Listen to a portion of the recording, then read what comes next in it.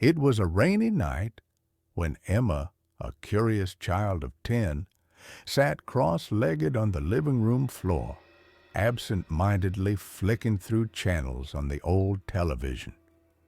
The house was eerily quiet, save for the rhythmic tapping of the rain against the windows and the occasional crackle of the thunder in the distance. Her parents had long since gone to bed, and her little brother Charlie was asleep in the next room. Emma, however, wasn't quite ready to join them in the world of dreams. The television was ancient, an old boxy model that had seen better days. It hummed softly as she twisted the dial, her fingers grazing over the rusted metal. The picture flickered with each turn, showing grainy black and white images of static noise. At first, it was nothing more than the usual garbled mess of lines and shapes, an old relic from a time when things weren't as clear and crisp as they were now. She had always found it oddly comforting, that flickering white noise. It was like a safe companion in the stillness of the house. She never really thought much about it, just a background hum as she did her usual routine of flipping through channels in the hope of finding something interesting. But tonight was different. As Emma stared at the static, she noticed something strange. At first it was subtle, just a fleeting movement, a shifting shape in the corner of the screen. It almost looked like a shadow, but there was no source for it. She blinked, but when she looked again, it was gone. She shook her head, dismissing it as nothing more than a trick of her tired eyes.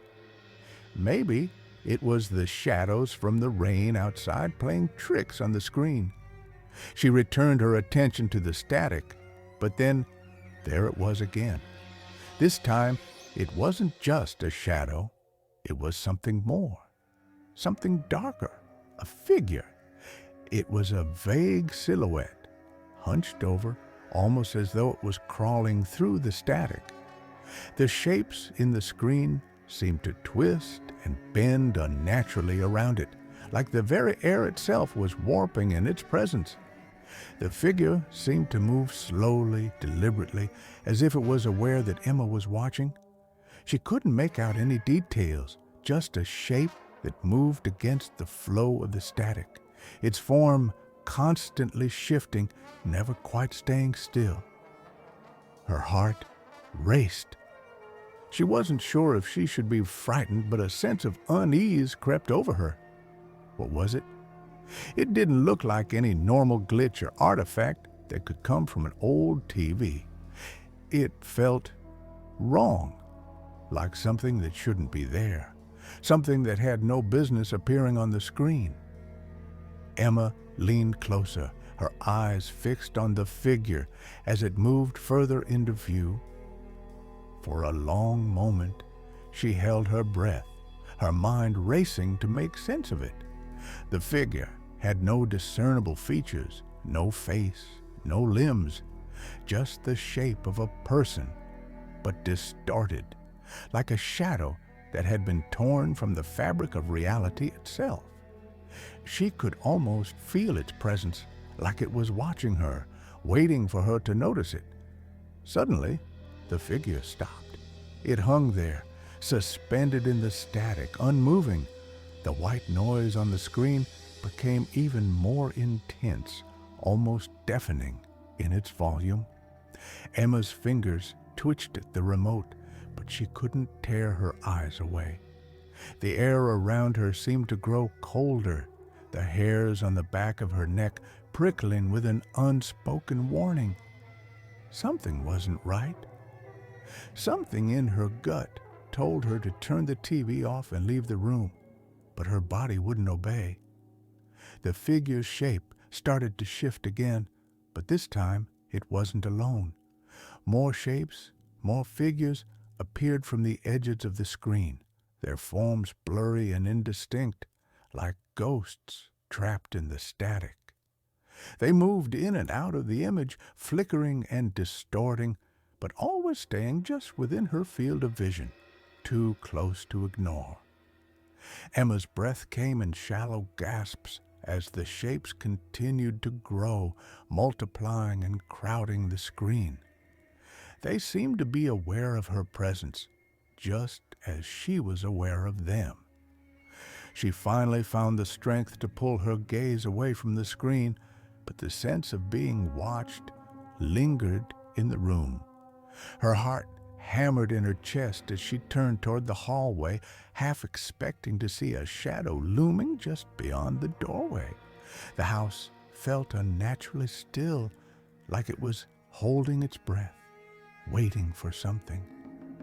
She glanced back at the television, but the static was still there, unchanged. She could hear the sounds of the rain still tapping against the windows, but it felt distant now, as though she had stepped into another world entirely. And then, just as she was about to turn the TV off, the static stopped. Complete silence filled the room. For a moment, Emma thought she had imagined it, but no. The sound of white noise was gone, replaced by an eerie stillness that seemed to suffocate the air. Her stomach twisted in knots. There was a deep, unshakable feeling that something was wrong, that she had crossed some boundary she wasn't supposed to. She didn't dare touch the remote. The screen remained black for a moment, and just when Emma thought she was safe, just when she thought that maybe it had all been a strange dream, the voice came. It wasn't loud. It wasn't a shout or a scream. It was a soft, whispering sound that echoed through the silence of the room, sending a chill down her spine. "Emma!" The voice, though faint, was unmistakable. Her name, spoken in a tone so chilling, so hollow, that it seemed to freeze her in place. The voice wasn't like a human voice. There was something unnatural about it, something that felt ancient, as if it came from the very depths of the earth itself. Her breath caught in her throat. The voice repeated her name, only this time it was closer, more urgent. "Emma, come closer." Her body froze. Her mind screamed for her to run, to get away from the television, but she couldn't move. She couldn't pull herself away from the screen.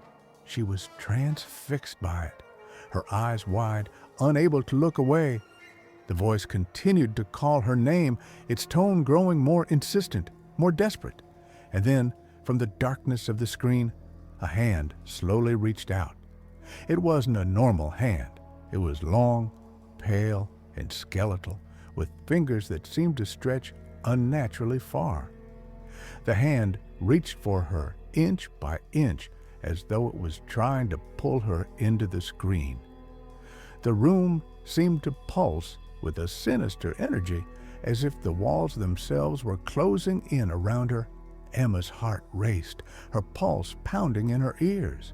She felt an overwhelming urge to run, to escape, but her body remained frozen, as though her very soul had been ensnared by the hand on the screen.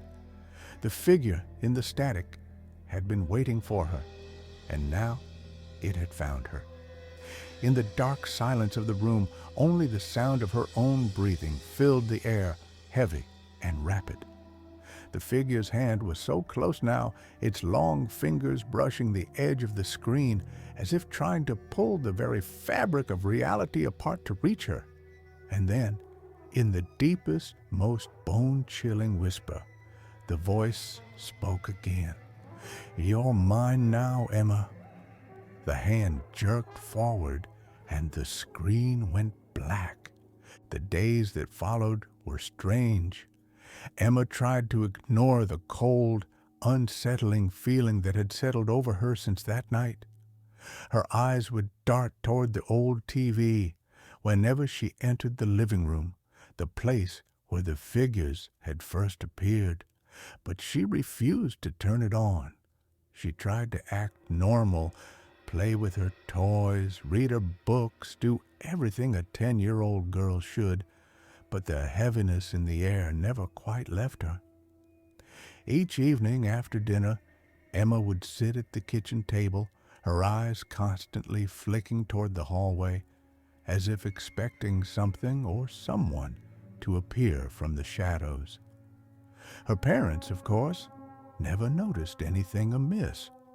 They went about their usual routine, too busy with their own lives to see the growing sense of unease that clung to their daughter. They chalked up her jumpiness to her usual overactive imagination. They had no idea that the static on the old TV had become something far darker. And yet, despite her fear, despite the dread that gnawed at her insides, Emma couldn't stay away from the TV.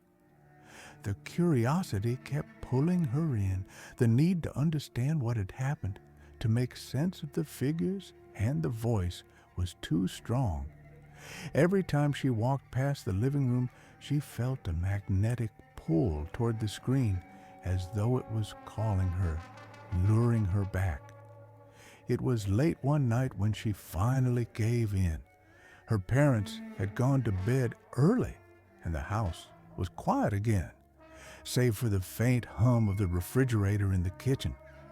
The rain had stopped, but the air felt thick, as though the world was holding its breath. Emma crept into the living room, her footsteps almost silent on the cold wooden floor.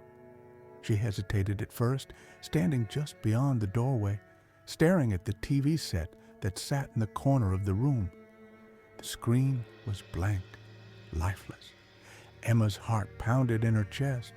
She could feel her palms sweating, but her curiosity outweighed the fear. She had to know. Her fingers trembled as she reached for the remote control. With a soft click, the screen flickered to life. The static came back just as it always had, swirling and flickering in that unsettling pattern of lines and white noise. Emma stood still, watching as the screen hummed, the familiar chaos of sound and static filling the room. At first, nothing was out of the ordinary. The static was just that, static. The random flickering of light, the hiss of white noise that seemed to go on forever. But then, slowly, something began to shift. A shadow, at first imperceptible, appeared in the corner of the screen. Emma froze, her eyes fixed on the figure. It was the same as before, just a shape, indistinct and blurry, but there nonetheless. It was moving again, crawling across the static like it had before, but this time it was faster, more deliberate. The figure seemed to be trying to get closer to her, as though it recognized her, as though it knew she was watching. Emma could feel her breath catch in her throat as she took a step back, her heart racing in her chest. She couldn't tear her eyes away from the screen, though. It was like she was being drawn into the darkness, pulled toward the unknown. The figure moved more erratically now, twisting and contorting in unnatural ways. It didn't walk, didn't crawl. It seemed to flow through the static, bending the very fabric of reality around it.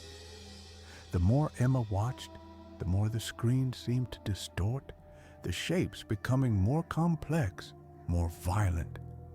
The air grew colder around her, and her fingers clutched the arm of the couch as she tried to steady herself. Then, with a sharp crackle, the image on the screen shifted again. It was no longer just a shadowy figure. Now there were more. Several shapes emerged from the darkness, crawling across the screen like insects, their movements erratic and jerky. They were blurred, out of focus, but there was no mistaking what they were: figures, human-like shapes, but twisted, deformed. Their limbs were too long, their bodies unnaturally stretched and bent. They seemed to swarm in and out of the static, getting closer and closer to the screen, pressing themselves against the glass. Emma wanted to look away, to turn off the TV and run, but she couldn't move.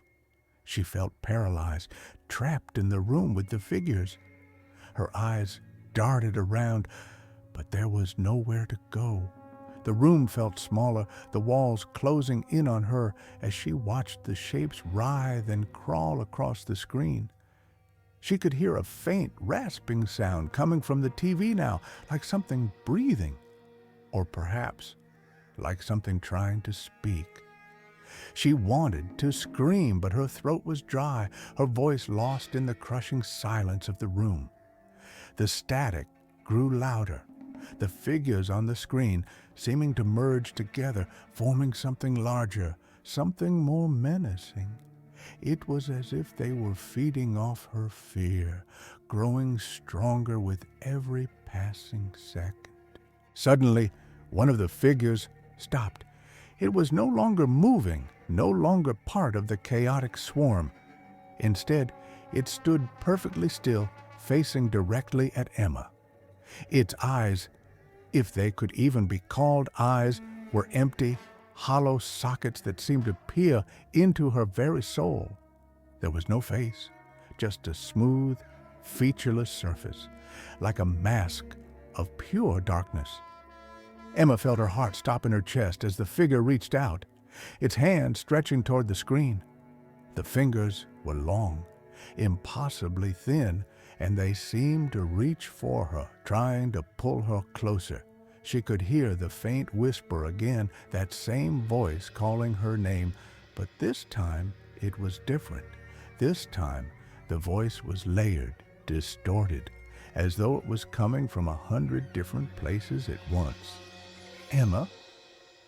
The sound of her name was soft, almost gentle, but there was something terrifying in it, something that made the hairs on the back of her neck stand on end. It wasn't a voice she recognized. There was no warmth in it, no comfort. It was cold, hollow, and it carried with it an overwhelming sense of dread. Emma stumbled back, her legs shaking beneath her. She could feel the cold air rushing through her, and for a brief moment she thought she might pass out. She wanted to run. She wanted to tear the TV out of the wall and throw it out the window, but she couldn't make herself move. She was rooted to the spot, her eyes glued to the screen.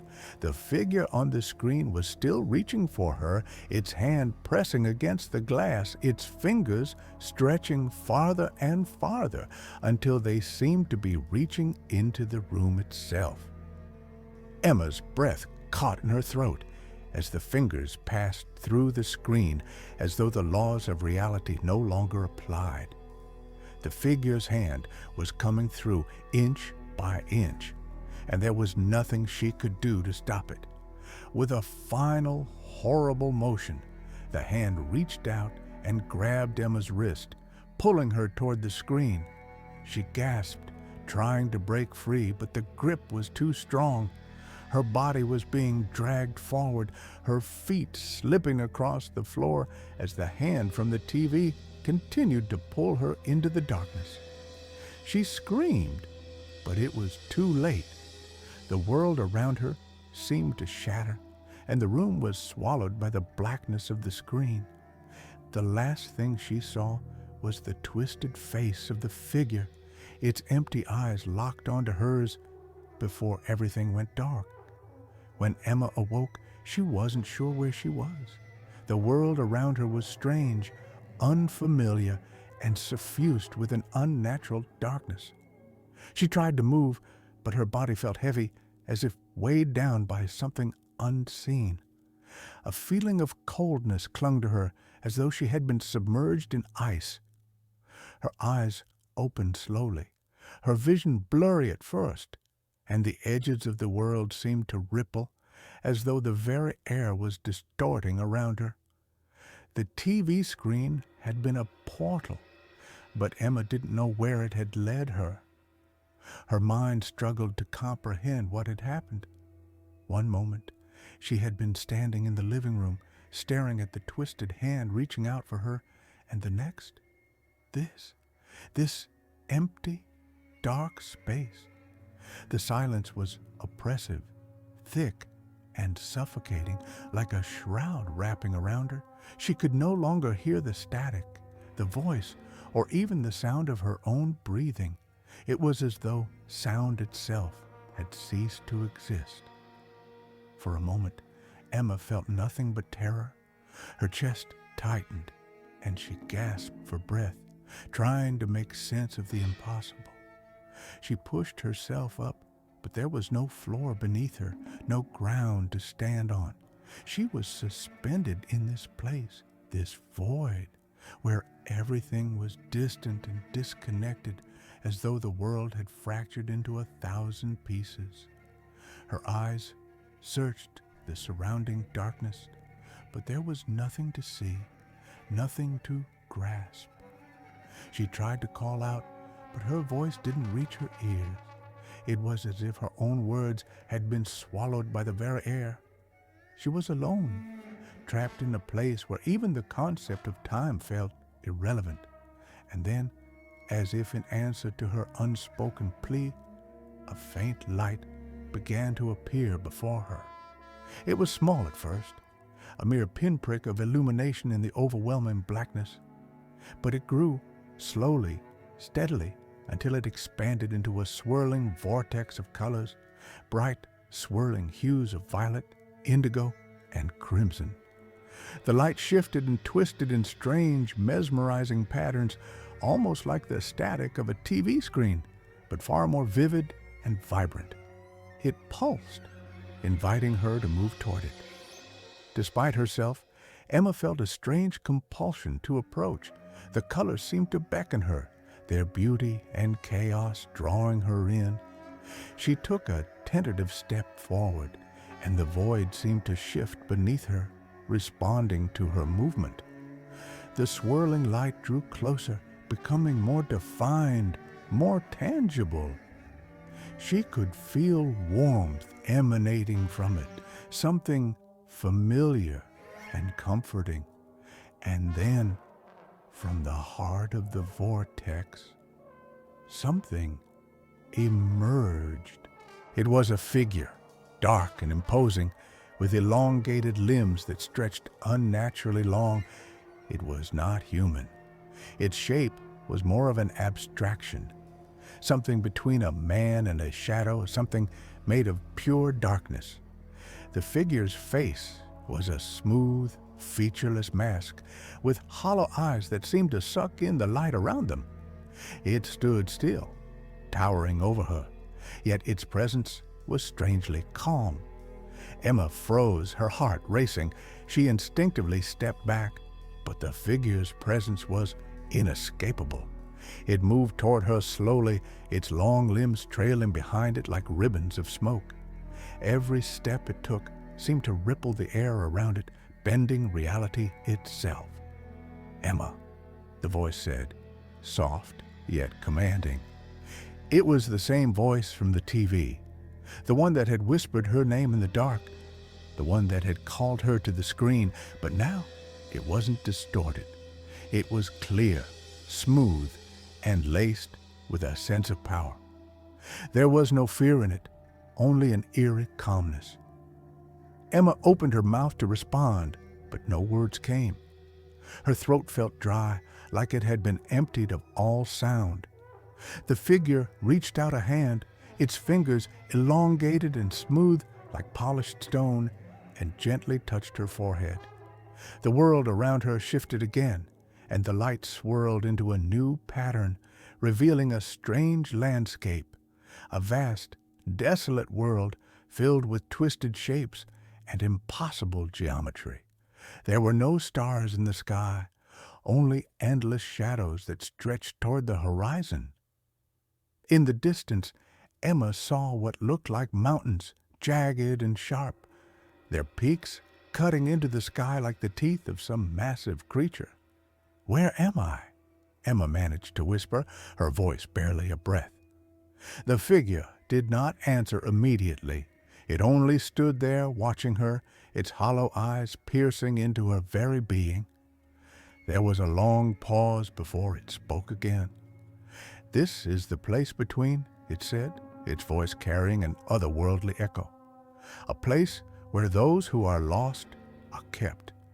A place where time and reality no longer hold meaning. You have crossed the boundary."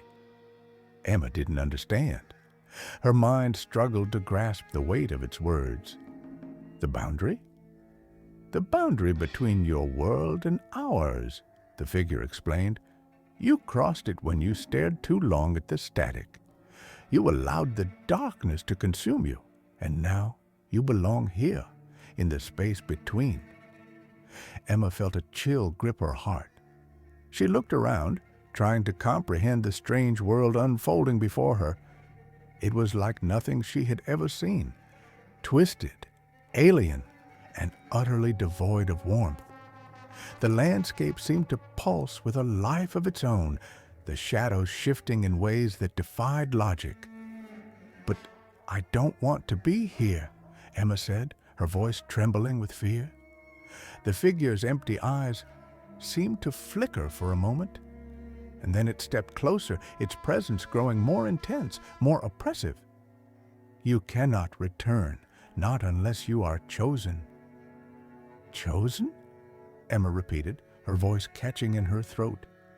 The figure's lips curled into something that might have been a smile, though there was no warmth in it. "There are others who have crossed the boundary before you. Some have stayed, others have been released. You must prove yourself worthy, Emma." "Prove myself?" Emma felt a rising panic. "I just want to go home. I didn't mean to get trapped here. I don't belong here." The figure reached out again, but this time it did not touch her. Instead, its hand swept through the air, and the world around them began to change. The desolate landscape blurred, and new images began to form, images of people, images of her life. It was like a mirror reflecting her past, her memories, her fears. "I was once like you," the figure said softly. "I too was chosen. I crossed the boundary, and now I remain as the guardian of this place, watching over those who wander. The boundary must be crossed, for it is the way of things. Some will find their way back. Some will stay forever." The vortex of colors around them began to churn faster, the light spinning in an overwhelming whirlpool of hues. Emma's heart pounded in her chest as she felt herself drawn toward it once more. The air crackled with energy, and the world around her seemed to pulse with an almost tangible force. "What happens if I stay?" Emma asked, her voice barely audible.